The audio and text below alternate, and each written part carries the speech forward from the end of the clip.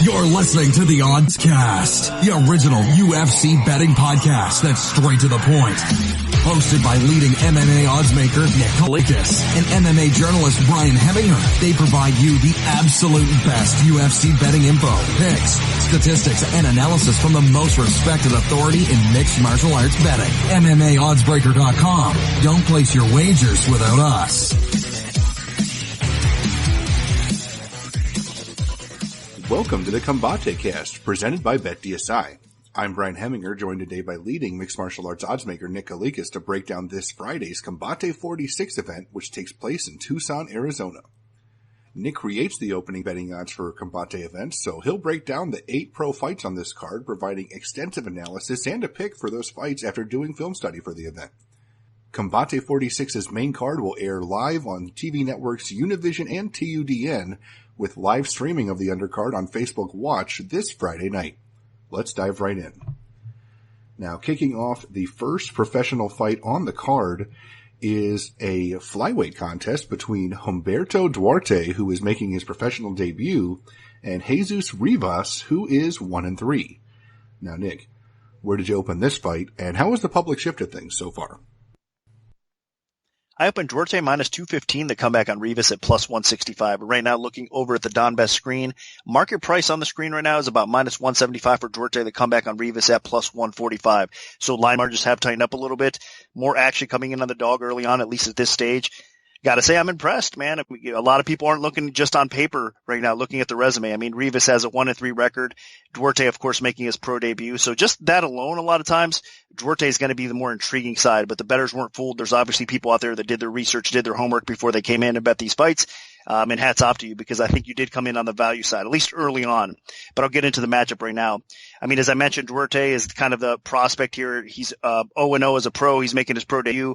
He had a 4-3 amateur record, if I'm not mistaken. But if you look a little bit closer, what I'm impressed about is out of his last 5, he won 4 out of those 5. So he's definitely coming on stronger as of late. And it's a good time for him to be making his pro debut, because I do think that he's ready. And he's an Apex MMA trained local fighter. So he's going to be the one that the fans are behind a little bit more. Of course, Revis is also from Arizona, but I think, again, Duarte is going to be a little bit more of the hometown guy here in this spot. So a lot to like about Duarte. I mean, he's got some speed and decent movement standing up. His striking skill's okay. He mixes in kicks pretty decent. He does look for takedowns, and once he gets on top, he obviously looks for submissions as well. So he's got a complete game. He looks to grind you out a little bit. He's got some speed. He's got some power. And he's a pretty solid up-and-coming fighter for sure. But he's going to be in for a solid test. That's why everybody's coming in a little bit early on, betting the dog and Revis here in this spot. Revis is very underrated. I mean, honestly, he's much better than his record indicates. If you're watching him on film, I mean, the guy definitely has some skill. He's got some speed. He's got some power. He's a little bit dangerous on the feet because he's a bit of a wild man as well. And a lot of his losses, if you're looking at how kind of they come about, it's basically by him eventually getting put on his back and taking some damage or getting submitted as well. So that's how he's been losing his fights a lot of times. So I think with Revis, he's more of a front runner. And as the fight progresses, what I don't like about him is he does tend to make enough mistakes and kind of leaves openings for his opponents to take advantage and get the W's over him. So that's the problem with Revis. It's not that he doesn't have the offensive skill. I think it's at times fight IQ. And as the fight progresses, he does tend to make those mistakes. And I think that's what's going to happen in this fight as well. I think Revis is going to be more than handling his own early on in this fight. But as the fight progresses, I think Duarte is going to be the more consistent fighter. He's going to be the one that's going to end up in top position, and he's going to be the one doing a little bit more damage along the way. I think he probably finds a finish before it hits the scorecards, but if he doesn't, I think he steals 2 out of 3 rounds and gets the W here as well. So I understand it's a dog or pass situation according to the betting odds for sure, because I think Revis is going to put up a much tougher fight than most people, I guess, were going to anticipate from Duarte, but I still think Duarte finds a way to get it done, so I'm going to pick him to win. Now, moving on to a 140-pound women's catchweight fight, we have a pair of ladies making their professional debuts. Lucero Acosta is 1-0 as an amateur, and Valerie Quintero is 4-0 as an amateur. Now, Nick, what's the MMA oddsmaker's perspective on this one? Quintero, I opened minus 175, the comeback on Acosta at plus 135. And right now, looking over at the Don Best screen, we are seeing minus 175 for Quintero. Acosta coming in at plus 145. So line margins have tightened up. There is two-way action coming out of this fight, not any movement early on.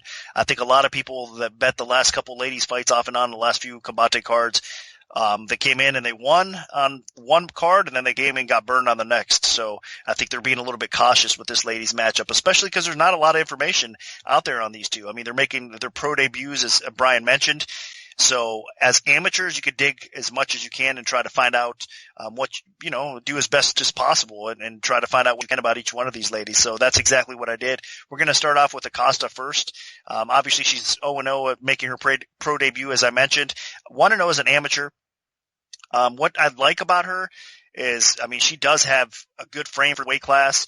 She's going to be a little bit longer than Quintero on this spot here. She's got that killer instinct on the feet. She's got that finishing ability, but she is still developing as a fighter overall. So again, I mean, I think there's a lot of question marks in my opinion, how she'll do on the ground, how she's going to be able to. Right now, she's basically been going out there and just destroying her opponents because the one fight that's available out there, she's didn't last all that long or whatnot. She went out there and dominated. So, with Quintero, there's a lot more to like because she is a little bit more established. She was 4-0 undefeated as an amateur, so she had a little bit more experience out there. And then looking at some of the footage that's out there with her, she's strong, she's aggressive, she has a striking background. She has got decent hands. I mean, they're accurate. She's got power behind them as well. What I like about her is she does have some good ground awareness. I mean, she's capable to get out of bad spots on the ground. She scrambles decent as well. So she's farther ahead of Acosta from at least what I gather at this point, and I think she's the rightful favorite, and I expect her to probably get the job done. But again, the wild card is not knowing quite enough about Acosta here in this spot, and what I do know, this is going to be a firefight. This is going to be fun. Both of these ladies come to stand and bang and get it done. I think we're going to see an eventual takedown from Quintero, and I think she's possibly going to win this fight on the ground if she does win it, but while it stays standing, I think we're going to see a lot of good stuff, and this could realistically go back and forth. Again, not a lot of information on Acosta, more so than Quintero, but this should be a great fight. I'm going to pick Quintero. I understand why there's not a lot of betting action coming in because this is really a tricky one to bet, so be cautious out there if you are betting this fight. Now, moving up to the welterweight division, we have Raymond Pena, who is 8-4, taking on Michael Robertson, who is 7-5. Now, Nick, where did you open this fight, and how has the public shifted things so far? I opened Pena minus 270, the comeback on Robertson at plus 200. And right now what we're seeing at the Don Best screen is minus 300 on Pena, the comeback on Robertson at plus 240. So line margins have tightened up, a little bit more action coming in Pena's way. Pena also getting thrown into parlays for sure. This is a tough one. I'll tell you what. I mean, this is a good fight. Both of these guys, obviously very experienced fighters. They have a lot of good experience throughout their track record, especially Pena. I think he's fought higher level competition. He's fought the likes of Burley, Stewart, McClintock, a lot of good fighters if you're looking through his resume that he's competed against that have been on the big stage at times or bigger stages as well. So there's a lot to like about Pena, and what he does bring to the table in this matchup is a wrestle heavy game plan. I mean, that's what he does best. He comes in and he tries to grind his opponents out. So I understand why people come in on the wrestler early on. I mean, it's hard not to like wrestlers stylistically in matchups like this. Robertson, though, is a pretty good fighter in his own right. I mean, usually he's fighting at middleweight, so this is at 170 pounds. So he's fought at middleweight. He's fought actually higher than middleweight in the past as well. So he's going to be a powerhouse coming into this fight. Now that he's fighting again at welterweight, he's a big puncher. He also has some wrestling to go along with it as well. So this is going to be an interesting matchup because if Robertson can keep the fight upright, I mean, Pena, typically speaking, he doesn't want any part of the stand-up game. He usually goes in, closes that distance, and looks for the takedowns immediately, and he just kind of grinds you out and goes after it, looking for ground and pound, looking for the submissions, looking for just a decision win on the scorecards. I mean, he's just a true grinder. And again, high level competition that he's faced. Robertson, on the other hand, he's more of your powerhouse that's going to stand and bang with you a little bit, try to knock your head off. If he can't do that, he does shoot. He has a pretty good double leg takedown, and he's got good timing with those as well. He's more of a ground and pound type of finisher, though, than he is like a sub practitioner. So that's a little bit more where Pena might look for a sub on the ground. Robertson would look more to finish you by ground and pound. That's what I've noticed as far as the ground game differences. And I think Pena is ahead of the curve, ahead of Robertson, at least at this point on the ground. And I think that is going to be his path to victory. And that's obviously why he's favored in this fight as well. So Where the line is now at 3-1, I wouldn't recommend a bet on Pena. I think Robertson is going to be game and capable of pulling off this upset win. So you guys definitely have to be cautious in this fight. It's probably a dog or pass situation where it stands now, but I do understand why everybody came in that way. And again, as a pure pick, I got to go with Pena. I think he does probably get this fight to the floor and find a way to win it, either on the scorecards or inside the distance before the fight gets done. Now, dropping down to the bantamweight division, we have Orlando Jimenez, who is 2-0, taking on Guillermo Torres, who is 3-0. Now, Nick, what's the MMA odds maker's perspective on this one? Torres, I opened minus 300. The comeback on Jimenez plus 220. And right now, looking over the Donbest screen, we've had some action coming in on this fight. Everybody coming in on Jimenez over Torres. The line right now is currently Torres minus 140 across the Donbest screen. We're going to say consensus is about minus 145. So we're going to say minus 145 for Torres. The comeback on Jimenez at plus 125. So line dropped from minus 300 Torres to minus 145 right now.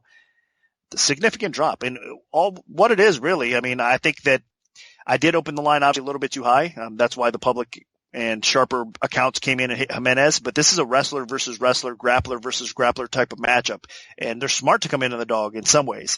Now I'm going to kind of play devil's advocate here in a lot of ways because I think this is a great matchup and you have two high level guys, obviously undefeated. This is a tremendous fight for Combate and two really good high caliber prospects fighting a bantamweight here, that can go really a long way. So, starting off with Orlando Jimenez, I mean, he's a wrestler, grappler, BJJ guy. I mean, he's got that kind of wrestler's build, that wrestler's frame. He's a powerhouse. He trains with Dominic Cruz and Alliance MMA. He's got some decent amateur experience as well. He fights usually at featherweight, so he's going to be strong. And this is, again, a bantamweight, so he's dropping down. So there's a lot to like about him, definitely. But there's also a lot to like about Torres, or Memo as they call him. I mean, this guy is definitely a stud in his own right. He's got a wrestling background. That's his strength as well. He knows how to use it. He's a very smooth grappler.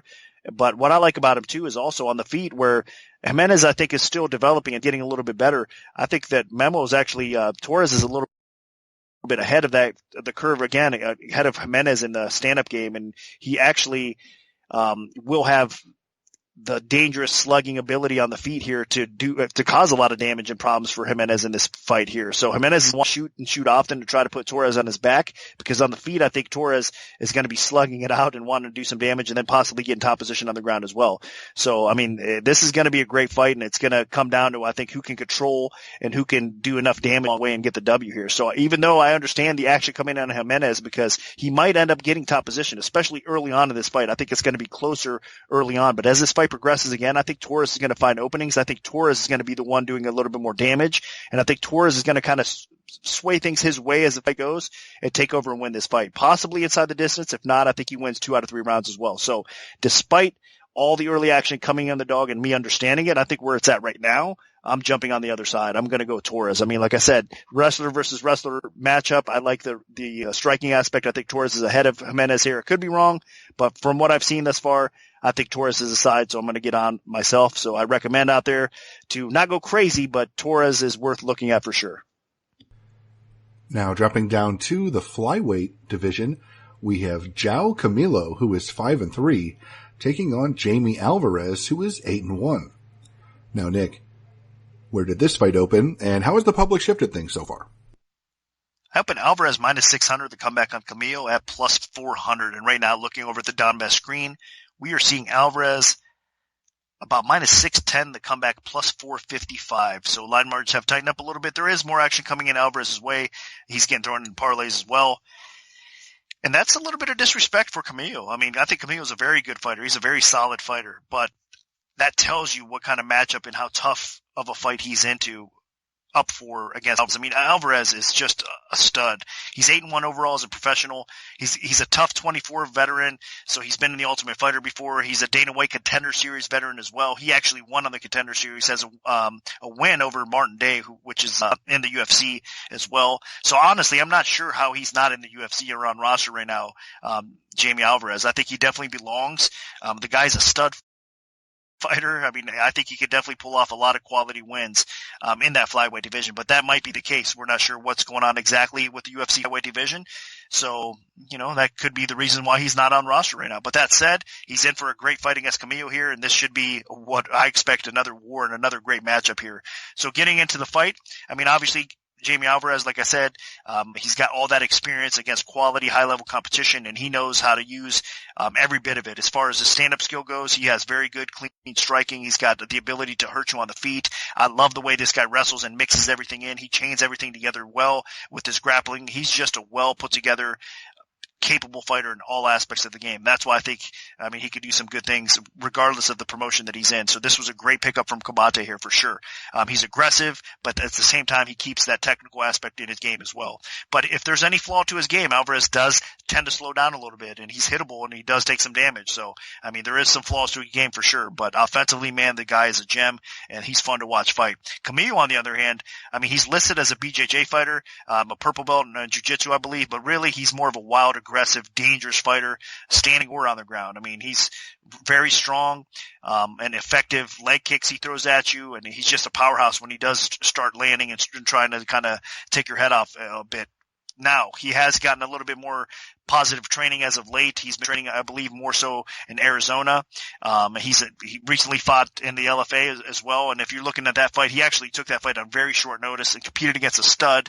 It showed a lot of heart. He ended up after just an onslaught and just rough going early on in that fight. He showed a lot of heart and ended up fight of it. If you check it out, what I'm talking about, again, it's available on LFA 73. So he's been in high level competition as well. He's an experienced vet. He's going to be ready to fight. He's going to put on a great performance, I think, against Alvarez in this spot because he's a tough dude. The problem with Camilo is he does get so aggressive at times and he makes those mistakes. He gets his kicks caught, for example, and gets put on his back. And then once he gets put on his back, I think that he gets himself in some trouble. So he's capable of making those type of mistakes as the fight goes on against high-level competition, and you cannot afford to do that against a guy like Jamie Alvarez. Jamie Alvarez will make him pay for it. So that's why I do think this is going to be competitive again, but there's going to be a time where this fight just kind of changes complexion altogether, and Alvarez is going to take over, and Alvarez is going to probably get the fight done. So that's why you're seeing such a high line. I think this will be better than the line currently indicates as far as competitiveness goes, but eventually I think you're going to see the level that Alvarez is above Camilo as the fight progresses. So I like Alvarez in this spot. I will be surprised if he loses, and that's why, again, you're seeing some of the action go his way. I still think, he's capable. You guys might want to throw him in a parlay or two, and if your book allows mixed parlays with football or whatnot the case as well, then it might be a fun thing to do for something small, for a fun parlay type of material. But other than that, I think this is going to be a great fight, but I'm going to pick Alvarez to win. Now, moving back up to the women's bantamweight division, we have Paula Ramirez, who is 1-2, taking on Marilia Fonta, who is 3-0. Now, Nick, what's the MMA oddsmaker's perspective on this one? Up at Phantom Race, minus 260. The comeback of Ramirez at plus 190. And right now, looking over at the Don Best screen, we're seeing Phantom Race at minus 255. The comeback plus 205. So line marks have tightened up a little bit, and there is two action coming into this fight. Nothing crazy. I think it's another spot where it's another difficult ladies matchup here, and it's going to be another tremendous ladies matchup. Combate has been doing a really good job about that as well. I think they're finding and well-matched ladies fights that, these ladies are just bringing it. There's definitely high-level performances that they're putting on because we're seeing some exciting fights, and this is going to be another one because both of these ladies like to stand and bang as well. Getting into Phantom Race first, I guess, because she's a little bit more of the hyped one. She's the favorite, obviously, coming into this fight. She's got a kickboxing, striking background. She's obviously more of a striking stylist overall. Has already been in some wars in her young career. She's 3-0 as a professional.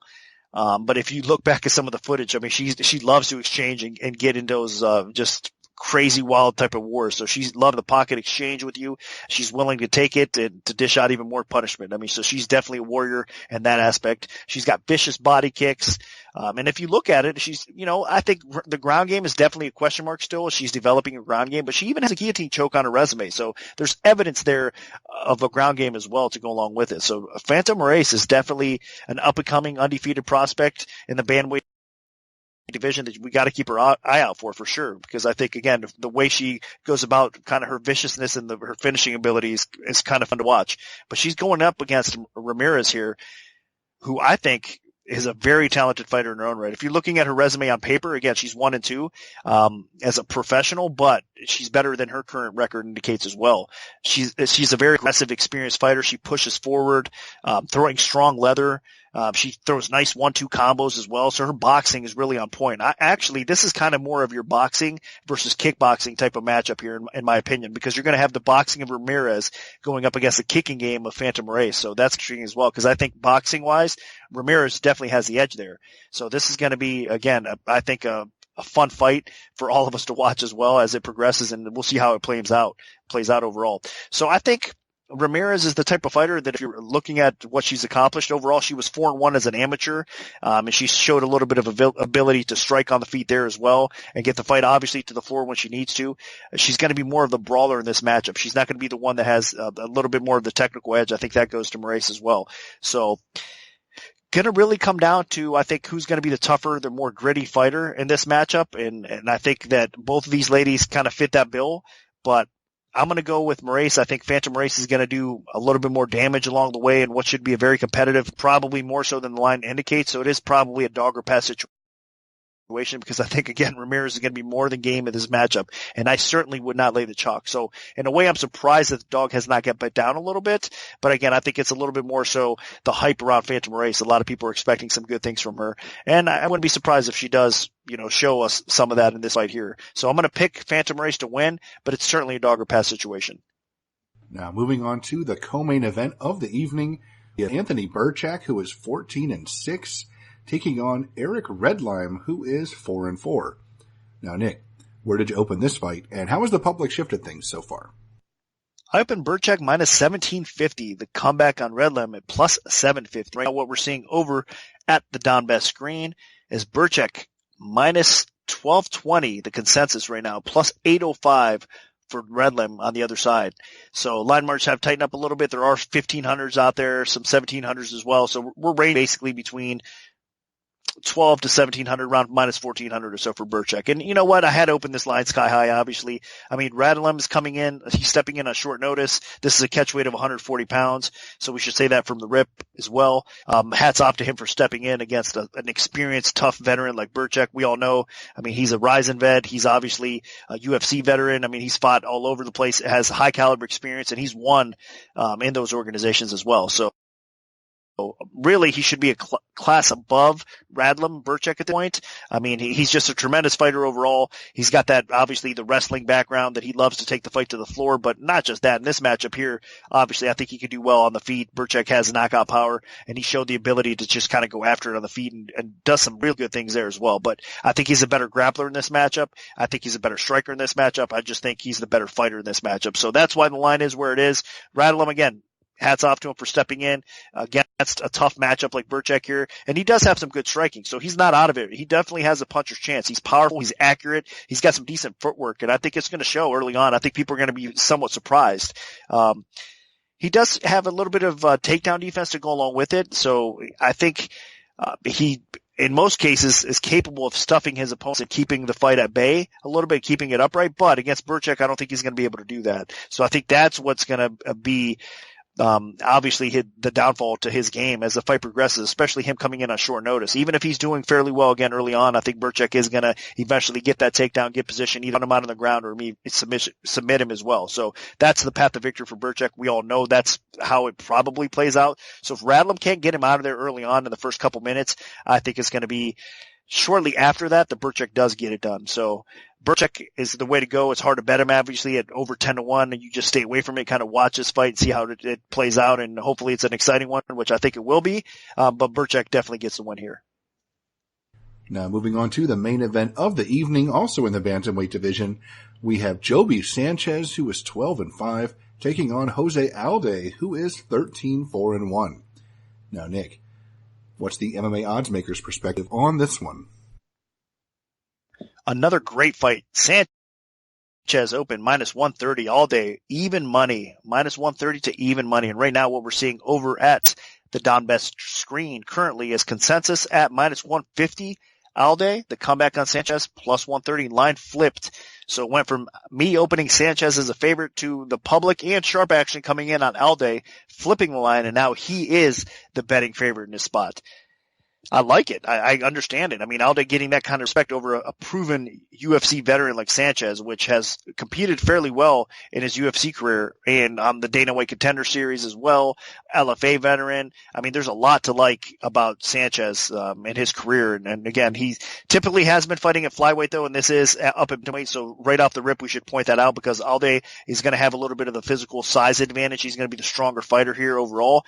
Alde is a tremendous fighter. I mean, he's kind of been a homegrown Combate fighter for a while now, so he's gotten a lot of good quality fights under his umbrella, under the Combate organization, which has been nothing but great. And Alde, man, I mean, he's fun to watch on the feet. He's technical, he's powerful, he's accurate.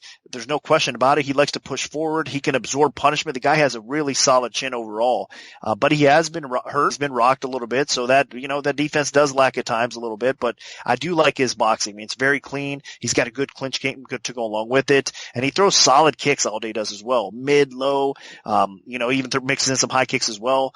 Nice body, nice takedown, body lock type of takedowns that he's capable of doing as well. And he's got solid takedown defense. So this is going to be a very typical fight for Sanchez. I'm glad everybody realizes what they're getting with Alde. He's a very good fighter and capable of beating a guy like Sanchez, even though Sanchez is a more experienced fighter.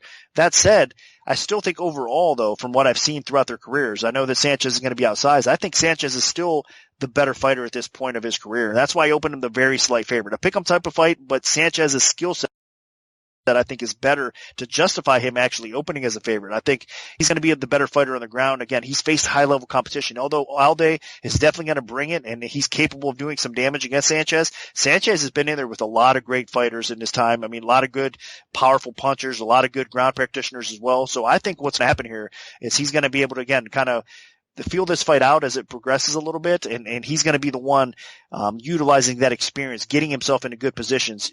His stand-up isn't that bad either. I think he can definitely have some success against Alde. He doesn't want to get in a firefight back and forth because punch for punch, power for power, Alde is the better, harder hitter. So I think Sanchez is going to be the one absorbing a little bit more punishment. But that said, Sanchez is a tough dude. He's not going to go anywhere, I don't think. I think he's going to come to fight, and as the fight progresses, I think Sanchez is going to hop on Alde's back. He's going to look for those chokes. He's going to find himself in good positions, maybe get a takedown or two along the way, and make this an interesting type of fight. And of course, the short notice does bother me a bit with Sanchez coming in here, but he's always the type of fighter that's in shape. He's always prepared. He's coming obviously from decent training partners, as we all know, having the UFC background, and I think he's going to be more than prepared to come in here. It's a 3-round fight. It's not a 5-round main event. So I'm fairly confident Sanchez can go 3 rounds, decent. So I'm expecting him to kind of pull off the upset, and what is an upset now for Alde here. So it should be a good fight. Wouldn't be shocked if Alde does do enough damage to finish him along the way or edge out the scorecards. But in my opinion, I think Sanchez is the better overall fighter. He's the more technical fighter. He's a more experienced fighter. And I think he finds a way to get this done, whether it's kind of outsmarting and outpointing Alde, or maybe even getting a submission finish. I wouldn't be surprised if Sanchez actually finds a submission on the ground against Alde as well. So I think Sanchez is the better fighter. So at dog money, despite everybody, even some sharp opinion coming in on Alde early on, I'll go on the other side now. I'll take that plus money on Sanchez for sure. So my pick is Sanchez to win the fight. And at dog price, there is a little bit of value there for sure. So that'll do it for our event breakdown for Combate Americas 46 in Tucson. Special thanks to BetDSI. Good luck, everyone, and hopefully the betting gods are on your side this weekend.